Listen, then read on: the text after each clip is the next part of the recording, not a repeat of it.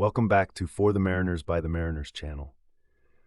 The heart of a ship's propulsion system relies on a perfectly timed burst of compressed air to kickstart the massive pistons into motion, and at the center of this process is the starting air distributor.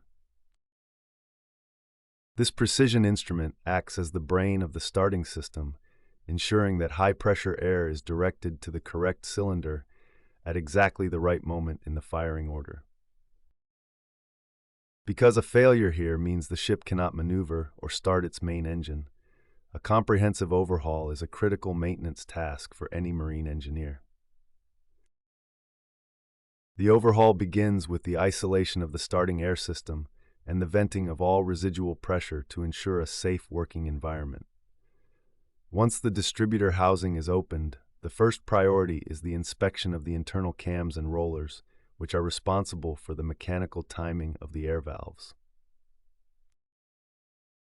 We look for signs of pitting or uneven wear on the cam profiles, as even a slight change in shape can delay or advance the air injection, leading to a sluggish start or high thermal stresses on the engine. The pilot valves themselves are then removed for a detailed cleaning and inspection. These valves operate in a high-speed environment and must slide with absolute freedom within their bores. We use a fine polishing cloth and specialized cleaning agents to remove any carbon deposits or dried lubrication oil that could cause the valves to stick.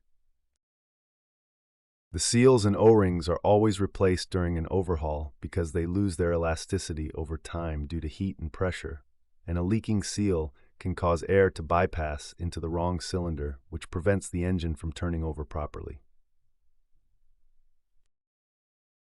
We also examine the return springs for each valve, ensuring they still meet the manufacturer's tension specifications, as a weak spring will fail to close the valve quickly enough, causing a loss of starting air.